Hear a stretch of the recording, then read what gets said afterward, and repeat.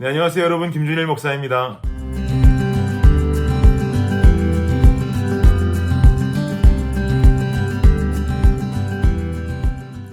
네, 오늘 말씀은 요한일서 5장 3절부터 5절까지 말씀입니다. 요한일서 5장 3절부터 5절까지 말씀입니다. 석절 말씀이니까요.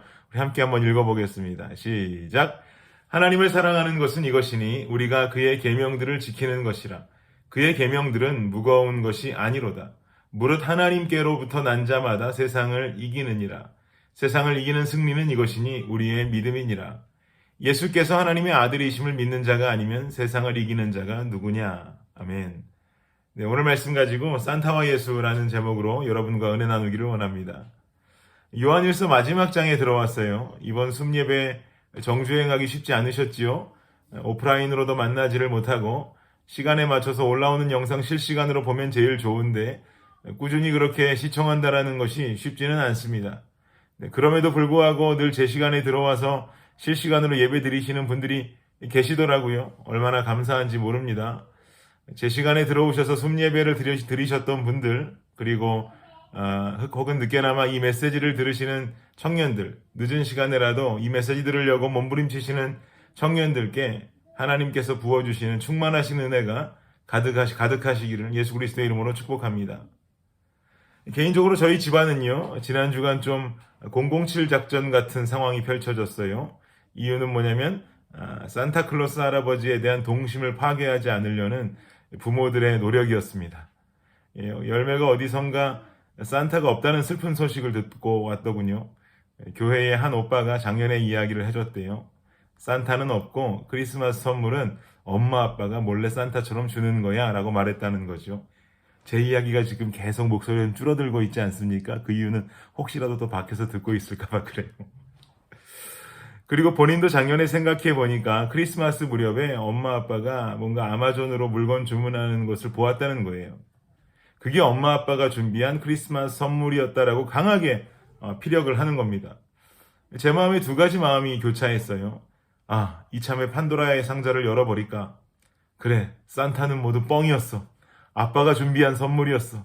엄마와 아빠가 준비한 쇼였어. 라고 외칠까? 아니면 올해도 끝내 감춰줄까? 생각이 막 너무 마음속에 복잡했어요. 그러다가 아직은 판도라의 상자를 열면 안 되겠다라고 결정을 내렸습니다. 그 이유는 뭐냐면 그래도 열매는 지금 알아도 어느 정도는 괜찮을 것 같은데 열매가 본 사실을 알면 열매로 인해서 주르륵 그 사실을 알게 되는 2번, 3번, 4번, 5번 얘네들의 동심은 어쩌냔 말이죠. 그래서 뭔가 아직은 감춰야겠다라는 결정을 내렸어요. 그래서 크리스마스 이브 아침 제가 일찍 월마트로 혼자 향했습니다. 그리고 아이들의 선물을 샀어요. 그리고 다시는 돌아와서 집 거라지에 그 모든 선물들을 감췄습니다. 그리고 아이들 선물 외에 다른 선물 하나를 별도로 더 샀어요. 아이들이 좋아할 만한 것 한 가지를 더 샀습니다. 그리고 그 별도의 선물만 제 손에 들고 들어오면서 아이들에게 이렇게 외쳤습니다. 자, 여기 있다. 아빠, 엄마가 주는 크리스마스 선물이야 라고 하면서 그 별도의 선물을 주었어요. 그랬더니 열매가 머리를 좀 갸우뚱하는 것 같아요. 제가 말했습니다. 엄마, 아빠가 주는 선물은 이렇게 미리 줬어. 그리고 내일은 진짜 산타 할아버지가 너에게 선물을 줄 거야 라고 말했어요. 아빠가 너에게 두 가지 선물을 준비하진 않았겠지? 라고 말했습니다. 그야말로 미끼를 투척했는데 열매가 한 입에 물어버린 거죠. 내일은 산타가 올 거라면서 산타 맞을 준비를 열심히 하더군요. 그제서야 아내와 저는 안도의 한숨을 내쉬었습니다. 올해도 잘 넘어갔다라는 안도의 한숨이었어요. 열매가 올해는요, 산타를 자기 눈으로 직접 확인하겠다라는 의지가 아주 강했어요. 그래서 밤늦게까지 잠을 자지 않고 산타를 기다리다가 늦은 시간에 잠이 들어버렸습니다. 열매가 긴 시간 더 잠을 자지 않고 산타를 더욱 기다렸다면 과연 꿈에 그리던 그 산타 열매가 만날 수 있었을까요? 실제로 볼 수 있었을까요? 택도 없죠. 왜 그렇습니까? 산타는 존재하지 않기 때문이에요. 존재하지 않는 인물을 아무리 기다린다고 해봤자 당연히 그 인물은 나타날 리가 없겠죠. 그럼에도 불구하고 열매가 목을 빼고 산타를 기다리는 그 마음을 보면서 제가 이런 생각을 했습니다. 만약에 산타가 실제로 존재한다면 정말 산타가 실제로 존재하는 인물이라면, 정말 산타가 존재하는데 열매가 기다려도 기다려도 산타를 만날 수 없는 것이라면 이게 믿음이겠다라는 생각이 들었어요. 존재하지 않는 산타를 기다리는 건 믿음이 아니죠. 세상에 없는 거 기다리는 건 믿음이 아니에요. 그냥 허상을 향한 무모한 신뢰에 불과합니다. 그러나 존재하고 있는 산타를 기다린다고 한다면 그것은 믿음이 되죠. 다만 만날 수 없는 현실이 무상해질 뿐입니다. 사랑하는 여러분, 히브리서에 이런 말씀이 있어요. 여러분 잘 아시는 말씀일 텐데요. 11장 1절 보니까 믿음은 바라는 것들의 실상이요 보이지 않는 것들의 증거다 라고 말합니다. 이 말씀을 세번역 성경으로 보면요, 그 의미가 좀 더 쉽게 와닿습니다. 세번역에 뭐라고 하니까 믿음은 바라는 것들의 확신이요 보이지 않는 것들의 증거다라고 말하고 있었어요. 믿음은 바라는 것들의 확신이요 보이지 않는 것들의 증거입니다. 열매는 산타를 향한 의심은 잠깐 있었어요. 그러나 열매가 그토록 바라는 산타는 엄마와 아빠의 천신만고의 노력 끝에 결국 그 마음속에 존재한다라는 확신으로 다시 뒤바뀌게 되었어요. 믿음은 바라는 것들의 확신이다. 그리고 산타는 열매 눈에 끝내 보이지를 않았죠. 그러나 산타는 존재한다는 그 마음속의 강한 확신이 산타는 존재한다라는 것이라는 것에 대한 사실상의 증거가 된 거예요. 이해가 되세요? 다시 말씀드려요. 산타는 열매 눈에 끝내 보이지 않았어요. 그러나 산타는 존재한다는 그 마음속의 열매의 강한 확신이 산타는 존재하는 것이라는 그 사실의 증거가 되었단 말이에요. 열매의 확신이 증거가 되어서 그 확신이 드림이에게 전달되고 마음이에게 전달되고 그 산타 복음의 역사는 오늘도 계속해서 지켜지게 되는 것이죠. 그러나 여러분, 우리가 알고 있는 사실처럼 산타는 실제로 존재하지는 않아요. 결국 이것은 믿음의 공식에 부합할 수 없는 이야기가 되는 것이죠. 여러분, 그러나 예수님은 어떤가요? 분명히 살아계셔서 존재하는 분이라는 말이죠. 그분을 따랐던 12명의 제자들이 있고 12명의 제자 외에도 바울과도 같은 사도들이 존재했어요. 이들은 모두 예수를 보았죠. 예수를 경험했죠. 그리고 예수의 죽음도 보았고요. 부활도 보았어요. 부활 후에 40일을 함께 있다가 예수님은 승천하셨어요. 그리고 그들은 목숨 걸고 그 복음을 전하다가 거의 모두 다 순교당하게 됩니다. 사도 요한 빼고 다 죽었어요. 뭐 하다가? 복음 전하다가. 우리는 이러한 사실만 본다고 할지라도 예수는 실제이고 죽음과 부활 또한 사실이라는 증거를 얻게 됩니다. 이것이 히브리서 기자는 우리에게 믿음이다라고 주장합니다. 예수님 직접 보면 믿겠다. 예수님이 계시면 나타나셔야지. 어떻게 보이지 않는 존재를 믿을 수가 있나 하는 이런 이야기들은 결국 믿음과 관련이 있는 이야기가 아니라는 거예요. 그럼에도 불구하고 믿을 수 있는 마음, 보이지 않음에도 불구하고 믿을 수 있는 그 마음, 그것이 바로 믿음이고 그 믿음을 가지고 주님을 따라가는 삶이 바로 신앙이라고 말할 수 있는 거겠죠. 여러분, 본문을 좀 봅시다. 4절 말씀 볼게요. 시작. 무릇 하나님께로부터 난 자마다 세상을 이기느니라. 세상을 이기는 승리는 이것이니 우리의 믿음이니라. 아멘. 잘 하시는 말씀이죠. 무릇 하나님께로부터 난 자마다 어떻게 된다? 세상을 이긴다. 세상은 우리로 하여금 예수 그리스도의 가르침과 반대로 갈 것을 요구합니다. 결국 우리가 만들어지고 살아갔어야 하는 에덴 동산에서의 성품과 점점 그 거리를 멀게 만드는 것이 바로 세상이고 사단의 유혹이에요. 에덴 동산 이후로 사단의 역사 끝난 게 아니에요. 지금도 살아남아 있어요. 그래서 우리에게 죄라는 것을 소개해 주었고 그 죄악은 지금도 우리 안에 남아 있어서 예수 그리스도의 가르침을 모두 다 거역하게 만들려고 합니다. 그리고 그렇게 살아가는 것이 옳다, 이것이 진리다라고 주장해요. 그러나 우리에게 이런 세상의 가르침을 이길 수 있는 힘이 있다라고 사도 요한은 제시하고 있는데 그것이 바로 무엇인가 하면 4절 하반절에 말하기를 세상을 이기는 승리는 이것이니 뭐라고요? 우리의 믿음이니라 라고 지금 말하고 있잖아요. 세상을 향해서 신앙인의 뚝심을 지키려면 뭐가 필요하다? 믿음 필요하다. 그런데 우리는 믿음을 가진 신앙인들이라고 하면서 이 믿음이 흔들거리고 위태할 때가 많다는 것을 깨닫게 돼요. 이유는 세상이 우리를 가만두지 않기 때문에 그렇습니다.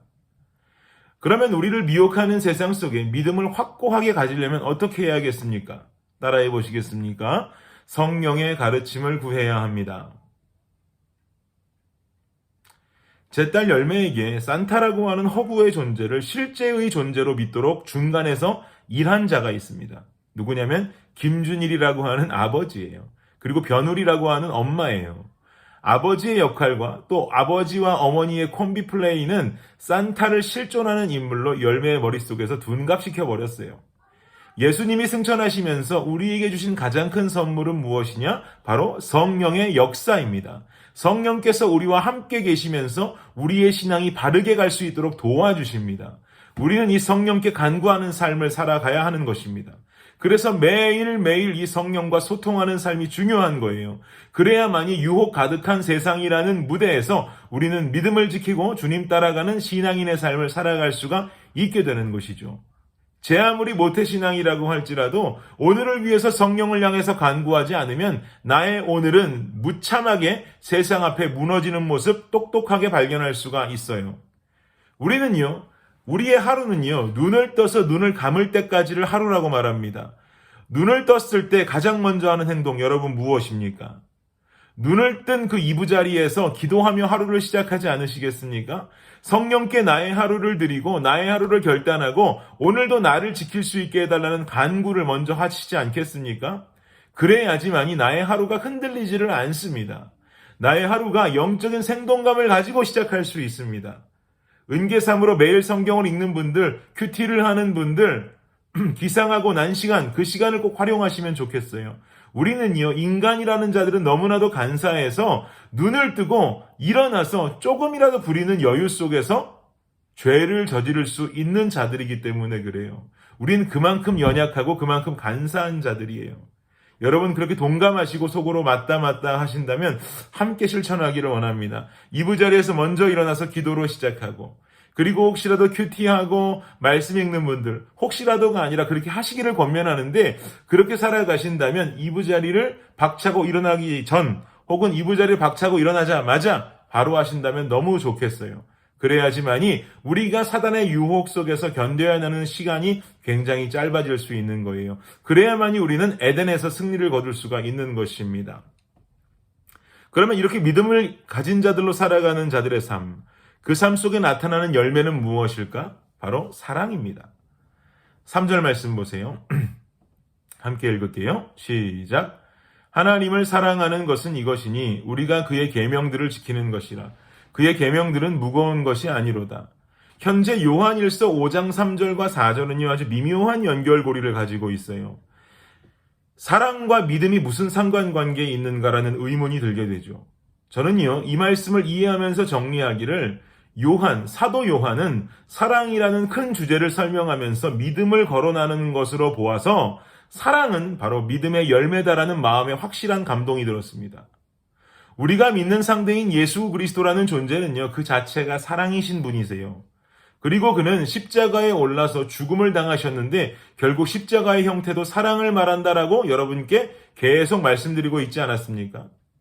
열매가 산타를 기다리는 이유는 선물 때문이에요. 산타라는 존재가 선물로 대변되기 때문에 그렇죠. 그러나 예수 그리스도라는 존재는 대변되기를 사랑이라는 단어로 대변됩니다. 산타가 선물이라면 예수는 사랑이에요. 예수는 사랑입니다. 3절에서 2번이나 거듭하면서 강조하고 있는 단어는 바로 또 계명이에요. 생각해봐요. 계명은 율법이죠. 율법의 완성은 예수님이에요. 예수는 사랑이에요. 결국 계명과 사랑 또한 동일한 의미다라는 등식이 성립되는 겁니다.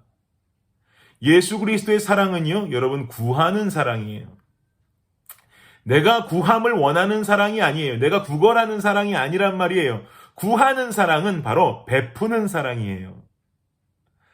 사랑하는 여러분, 우리 믿음의 열매는 사랑입니다라고 하고 넘어가면 조금 부족해요. 우리 믿음의 열매는요, 바로 사랑 베품이에요. 베푸는 사랑이란 말이에요. 아까 제가 구하는 사랑이라는 말은 달라는 사랑이란 말 아닙니다. 구한다라는 것은 누군가를 구출하다 할 때 구한다라는 말이에요. 예수 그리스도의 십자가 사랑 구하는 사랑이죠. 결국 그 사랑은 베푸는 사랑이 된단 말이에요. 결국 믿음의 열매는 사랑은 사랑인데 그냥 사랑 끝이 아니라 베푸는 사랑이에요. 내가 원하고 내가 뺏는 사랑 아니라 베푸는 사랑이란 말이에요. 줄 수 있는 사랑. 이 사랑을 줄 수 있으려면 우리에겐 뭐가 필요하다? 믿음 필요하다. 왜냐? 믿음은 하나님의 기준을 내 삶으로 들여오게 되고 그때야 비로소 하나님 만드신 베푸는 사랑의 실천으로 나 또한 가까이 갈 수 있기 때문에 그렇습니다. 나 홀로 받아서 간직하는 사랑의 모양이 아닙니다.